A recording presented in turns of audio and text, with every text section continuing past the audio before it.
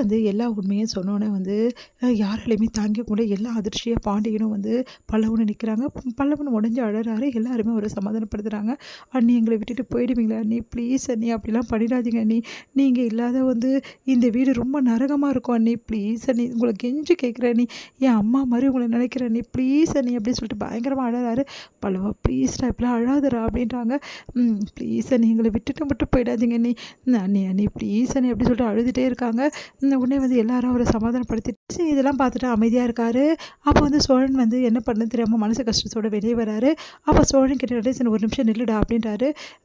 சொல்லுங்க அப்படின்னோடனே டேய் இந்த விஷயம் எல்லாமே நானும் கேட்டேன்டா அப்படின்னோடனே அதிர்ச்சி நீங்களும் கேட்டுட்டிங்களா அப்படின்னு. ஆமாம் எல்லாத்தையும் கேட்டுட்டேன்டா. என்னடா இது இந்த மாதிரி நடந்திருக்கு அப்படின்னோடனே வேறு என்ன பண்ணுறது எல்லாம் என் தலை எழுத்து இந்த மாதிரி ஆயிருக்கு. சரிடா அந்த பொண்ணு விரும்பலை சரி ஒன்று நீ அந்த பொண்ணை விரும்புகிறதானே அப்படின்றாரு. உடனே யோசிக்கிறாரு சோழன். ஆமாம் பின்ன எனக்கு நிலானா ரொம்ப பிடிக்கும்ப்பா. நிலாக்காக நான் என்ன வேணாலும் செய்யலாம்னு நினைக்கிறேன்ப்பா. அவள் வேணால் என்னை புருஷனாக ஏற்றுக்காமல் இருக்கலாம்ப்பா. ஆனால் நான் அவளை பொண்டாட்டியை ஏற்றுட்ருக்கேன்ப்பா. அவள் தான்ப்பா என் பொண்டாட்டி. அவளை விட்டு என்னால் இருக்க முடியாதுப்பா. அதுக்காக அவள் என் கூடவே இருக்கணும்னு நினைக்கிறேன்ப்பா. என்ன பண்ணுறது இதெல்லாம் உன்கிட்ட சொல்லி மட்டும் எனக்கு என்ன ஆக போகுதுப்பா அப்படின்னு சொல்லிட்டு போகிறாரு. டேய் நில்லுடா அப்படின்னோடனே சொல்லு இப்போ நீ மட்டும் என்ன பண்ண போகிற இந்த விஷயத்தில்? உன்னால் ஒன்றும் பண்ண முடியாது. டேய் என்னால் என்ன பண்ண முடியும் ஏது பண்ண முடியும் நான் பார்த்துக்கிறேன். நான் சொல்கிறதுக்கு மட்டும் பதில் சொல்லு. நீங்கள் 2 பேர் டைவர்ஸ் கேட்டு போனீங்களா? அப்போ என்னடா சொன்னாங்க?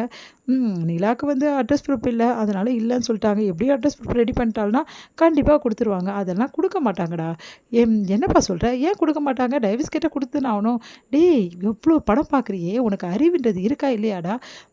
என்னப்பா திடீர்னு இப்படிலாம் திட்டுற? வேறு என்ன சொல்கிறது? அவ்வளோ படம் பார்க்குற ஒரு படத்துலையாவது அப்போலேருந்து இப்போ வரைக்கும் டைவர்ஸை கேட்டோன்னு கொடுத்துருக்காங்களாடா? 1 வருஷம் சேர்ந்து வாழுங்க அப்புறமா நாங்கள் கொடுக்குறோம் அப்படின்னு தான் சொல்கிறோம். ஆமாப்பா சூப்பர்ப்பா. ஐயோ இதுக்கு தான் அப்பா வேணுன்றது. செம்ம சொன்ன மேட்ரு அப்படின்னு பார்த்தல. அதுக்கு தான் என்ன மாதிரிலாம் புத்திசாலியாக நீ இருந்துட்டா எப்படி அப்படின்றாரு. அப்போ 1 வருஷம் கழிச்சு தான் கொடுப்பாங்களா? ஆமாம் 1 வருஷம் தான் கழிச்சு தான் கொடுப்பாங்க. நீங்கள் 2 பேரும் ஒன்றா வாழ்ந்து 1 வருஷம் ஆகலை. இப்போ தான் கல்யாணம் ஆகிருக்கு. அதை காரணம் காட்டி கண்டிப்பாக கொடுக்க மாட்டாங்க. இந்த விஷயத்த அந்த பொண்ணுக்கிட்ட சொல்லுடா. சொல்லி அந்த பொண்ணை எப்படியாவது இந்த 1 வருஷம் இங்கே இருக்க வச்சுடு.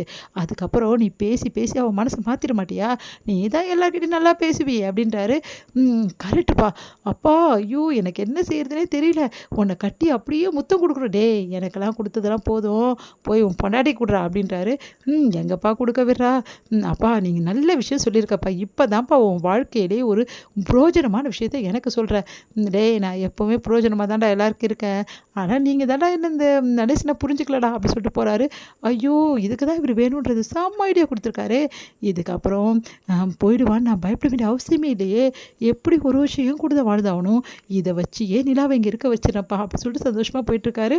அடுத்து வந்து சேரன் கிட்ட வந்து பாண்டியன் வராரு. பாண்டியன் வந்து அண்ணா அப்படின்னு கூப்பிட்றாரு. ஓடி வந்து அப்படியே கட்டி பிடிச்சிட்டு அழறாரு. டேய் என்னடா ஆச்சு அப்படின்னோடனே சாரிண்ணே உன்னை நான் ரொம்ப காயப்படுத்திட்டேன்ல. உன்னை ரொம்ப கஷ்டப்படுத்திட்டேனே. எனக்கே புரியுதுண்ணே. உன்னை போய் சொன்னா பிடிச்சவன்னு சொல்லிட்டேனே. நான் எவ்வளோ பெரிய பாவினேன். என்னை நினச்சி எனக்கு அசிங்கமாக இருக்குண்ணே. டேய் என்னடா நீ இப்படியெல்லாம் பேசிகிட்டு இருக்க? என்னண்ணே இந்த மாதிரி நடந்திருக்கு. எப்படின்னா அந்த பொண்ணு ரூமில் வந்து நீ வந்து சோழனை அனுப்ப முடியும்? கரெக்டு தானே நீ எடுத்தது. நான் தானே என்னை வந்து தப்பாக புரிஞ்சுக்கிட்டு உன்னை ரொம்ப மோசமாக பேசிட்டேன்.